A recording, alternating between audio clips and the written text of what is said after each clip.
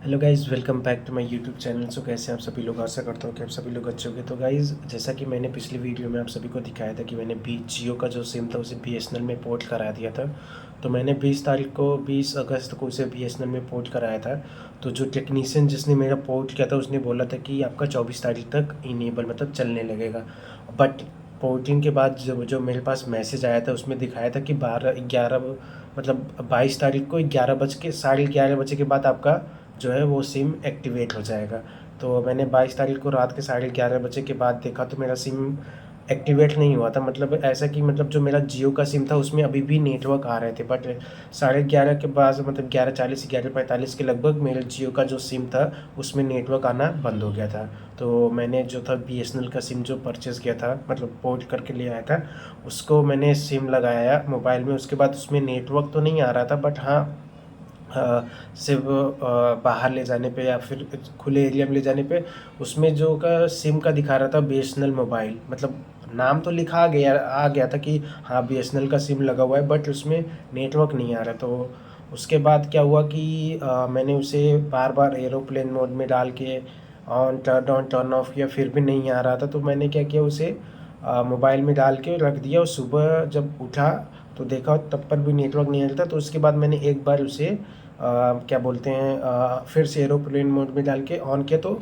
मेरे यहाँ पे नेटवर्क दिखाने लगा। जो 4 डंडी होती है जिसमें से 2 डंडी मेरे को, मतलब 2 डंडी आ रही थी, एक डंडी तो कंटिन्यूअस थी, 2 डंडी आती जाती रहती।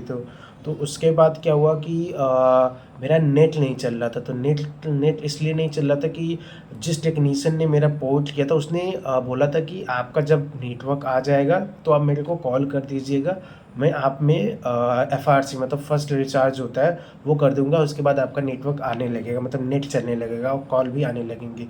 उससे पहले मैं नेट चलाने की कोशिश कर रहा था और कॉल लगाने की कोशिश कर रहा था, तो सर्विस अनअवेलेबल का एरर आ रहा था मेरे पास। नेट चलाने पे यही आता था और कॉल करने पे वो कस्टमर वाले जो बोलते हैं ऑटोमेटिक बॉट, वो बोल रहा था कि सर्विस अनअवेलेबल है।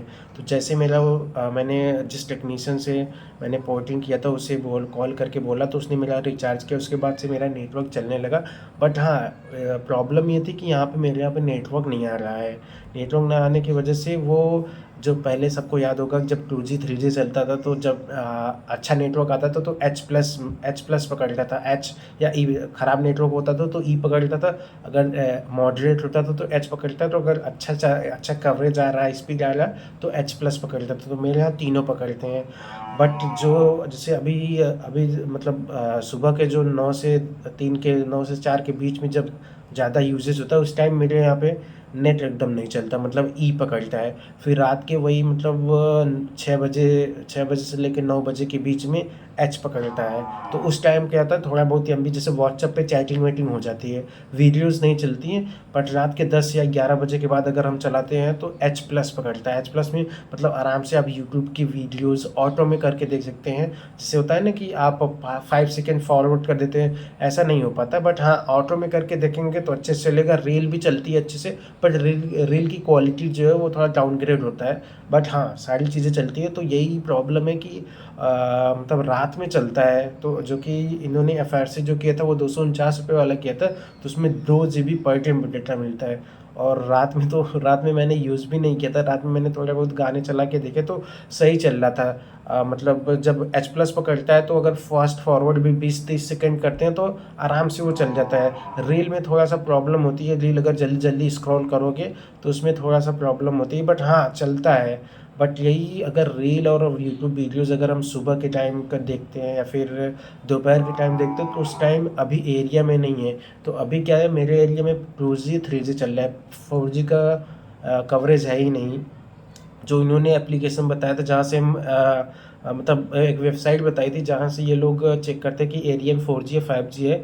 तो मैंने तो चेक भी नहीं किया था, मैंने एक बार ट्राई किया था चेक करने का, तो मेरे एरिया में तो कोई नेटवर्क ही नहीं दिखा रहा, ना 2G ना 3G। बट फिर भी जो है वो कॉल सारी मतलब नेट अभी तो चल रहा है, मतलब स्लो चल रहा है, 3G या 4G चल रहा है। और रही बात कॉल की, तो कॉल तो भाई कॉल में कोई प्रॉब्लम नहीं है। एसएमएस में थोड़ा डिले, मतलब एसएमएस से जो हम लोग टाइप करके सेंड करते हैं वो 1-2 सेकेंड डिले हो रहा है, लेकिन कॉल आराम से आ रही है, अच्छी और अच्छी वॉइस ब्रेकिंग भी नहीं हो रही। तो सब कुछ अच्छा चल रहा है। और रही बात कि जैसे उन्होंने बोला था कि टेली वेरिफिकेशन करना पड़ता है, अगर आपने सिम पोर्ट के टाइम अगर आपने वहाँ पे आधार कार्ड और फिंगरप्रिंट लगाया है, तब तो जैसे ही आपके जियो का जो भी सिम है उसमें जिसे आप पोर्ट करा रहे हैं, तो उसमें जैसे ही नेटवर्क जाएगा, आप जो पोर्ट करा के सिम लाएँ वो लगाएँगे, तो ऑटोमेटिकली सारी चीज़ें आनी स्टार्ट हो जाएगी। और आपको कोई इन्होंने नंबर दे रखा है ना, 1507 पे आपको कॉल करके टेली वेरिफिकेशन कराना है। अगर आपने आधार कार्ड दिया है, फिंगरप्रिंट लगाया पोर्टिंग के टाइम पे, तब तो आपको कुछ नहीं करना पड़ेगा। जैसे ही वो एफआरसी करेंगे, आपकी सारी चीज़ें चलने लगेगी। आपके पास मैसेज भी आ जाएगा कि हाँ, आपका रिचार्ज सक्सेसफुल हो गया है एफआरसी वाला, आप नेट चालू कर सकते हैं। बट जिसने टेली वेरिफिकेशन जो वहाँ पे आधार कार्ड और फिंगरप्रिंट नहीं लगाया, उसके केस में क्या होता है कि एफआरसी जैसे ही आप करते हैं, उसके बाद आपको 1507 पे आपको कॉल करके टेली वेरिफिकेशन कराना पड़ता है। तो ये सारी केस थी, ऐसा मेरा कुछ एक्सपीरियंस था। अभी मेरे को एक ही दिन हुए हैं, तो मैंने यूज़ किया, मेरे को अच्छा लगा। मतलब यहाँ की मतलब वो मेरा अल्टरनेट सिम था, तो मेरे को मतलब मेरे पास 2 जियो के सिम थे। पहले जो मेन था वो भी जियो का था, ये अल्टरनेट था, ये भी जियो का था। तो जैसा कि आप सभी को पता है कि मतलब ये रिचार्ज बढ़ गया, तो मैंने सोचा कि इसे मतलब पोर्ट करा लें, क्योंकि मेरा अल्टरनेट सिम से कुछ काम नहीं होता। बट हाँ, मतलब कहीं कहीं कहीं जो वेबसाइट है वहाँ पे ये लिंक है, जो इम्पोर्टेंट वेबसाइट है, तो मैं चाहता हूँ कि ये रहे मेरे पास। मतलब 2 सिम का मोबाइल है, तो भाई 2 सिम तो रहने चाहिए।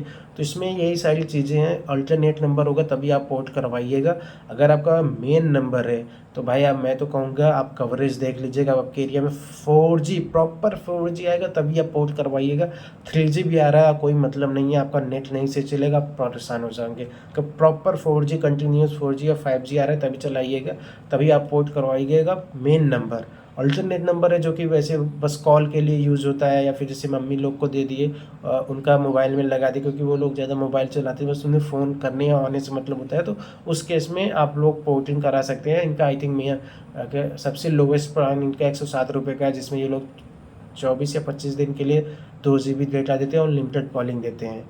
2 GB पर डे नहीं देते, 2 GB 24 से 25 दिन के लिए देते हैं, और अनलिमिटेड कॉलिंग देते हैं। तो इनका कॉलिंग में तो अभी कोई प्रॉब्लम नहीं आ रही, कॉलिंग जा रही है अच्छे से, आवाज़ ब्रेकिंग हो रही, कुछ भी नहीं हो रहा है। बट हाँ, अगर फिर से रिपीट कर रहा हूँ, अगर आपका अल्टरनेट नंबर है तभी आप करवाइएगा, नहीं तो मत करवाइए। तो गाइस, आज की वीडियो में बस इतना ही, मिलते हैं अगली वीडियो में, तब तक के लिए गुड बाय।